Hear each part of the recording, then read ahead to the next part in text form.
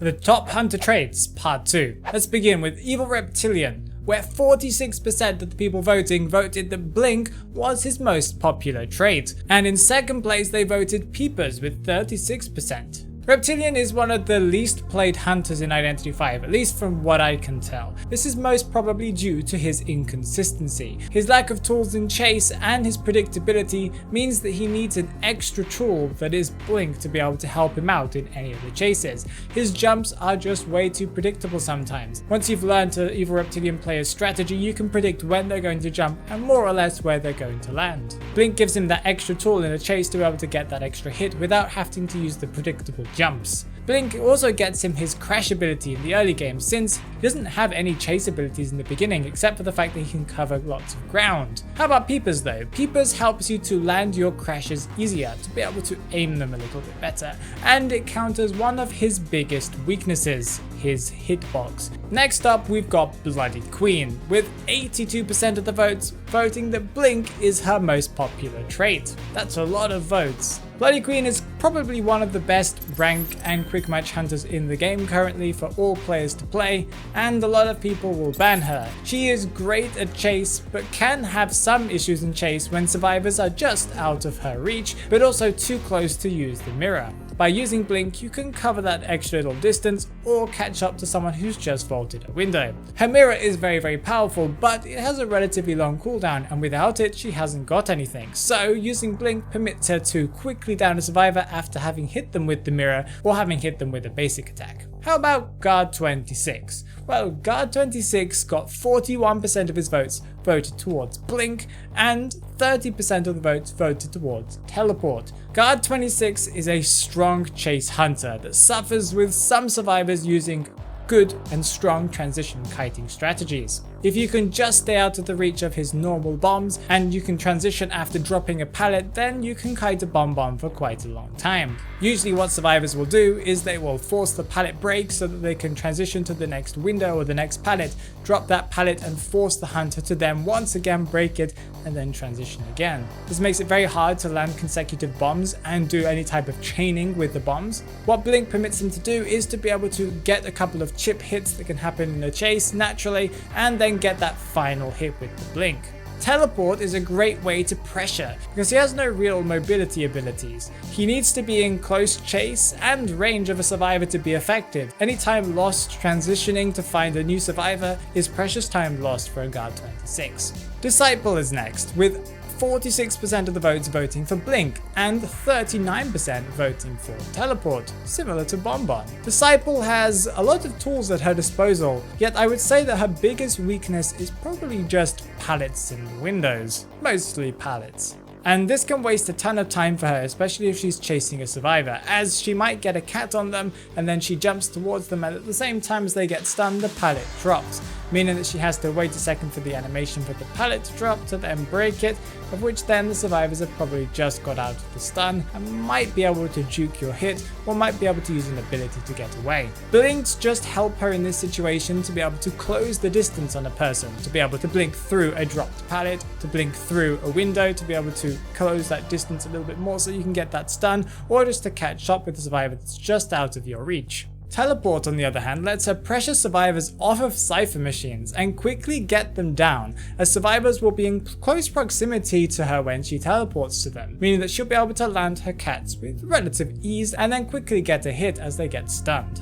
Violinist had 45% of the votes towards Peepers and 34% towards Blink. Wow, finally someone not having Blink as their main trait. Violinist is a hunter with a strong first ability that can be countered by some skilled survivors that are very aware of kiting. The best way to deal with any survivor, especially these tricky survivors, is aiming through walls and slowing their movement speed to make it easier to guarantee hits on survivors. That's why violinists take Peepers, as you can use the notes to hit them easier if you can actually see them. and they can't see it coming as they don't know your exact position. It helps with camping too, as he is a strong camp hunter and probably one of the strongest in the game, and it slows down incoming and escaping survivors from a chair, giving him enough time to once again lay down one of his first ability notes and hit survivors who were rescuing or were just rescued. Blink helps him land hits on survivors in the early game. It gives him his first presence. His first presence may not seem impactful at first, but does help deal with some of his strongest weaknesses that are survivors that are good at transition kiting. Sculptor has 46% of the votes towards Blink. Everything else was kind of a little bit everywhere. Sculptor, one of the strongest hunters full stop in the game, has the ability to effectively knock down any survivor anywhere on the map with her chisel ability, and to hit survivors in chase from close range or from afar. Not many traits in Identity 5 benefit her at all, or actually would do anything beneficial for her. So that's why Blink is the default. Blink in that case just falls to be the default trait to take, as it speeds up her presence gaining, as her full presence is incredibly strong and can make her into an unstoppable force once she's got that statue of nobility. It also helps her to catch up to survivors who are great at dodging her statues and are very good at dropping pallets at the right time. It's also very useful against assist style teams. That is another one of her weaknesses, as they extend survivors' kites more and more than the usual. Undead has 45% of the votes voted towards Peepers and 34% voted towards Teleport. Undead's traits are highly debated as to which one is actually better. Peeper, for example, permits Undead to counter his biggest weakness: pretty much any object on the map that you can tight kite around, as it slows down survivors as they move around that physical object, giving you enough time to use your slow attack movement to be able to hit them. It also helps to monitor down survivors, along with slowing down their healing speed and their crawling speed, as you can tell when survivors are getting up and also if there's somebody else coming to heal them. Not to mention that it also just helps you monitor certain areas so that you can quickly go and find survivors if they accidentally walk into Peeper range.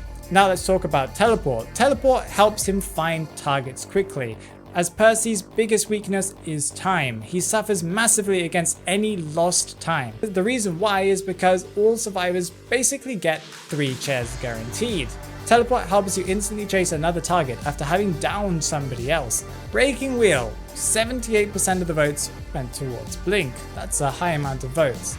Breaking Wheel is an interesting hunter, as he has so many tools and so much utility to him. Similar to Sculptor, he just doesn't have any need for most of the hunter's traits, as Teleport would help him move around, but he can move around super quickly.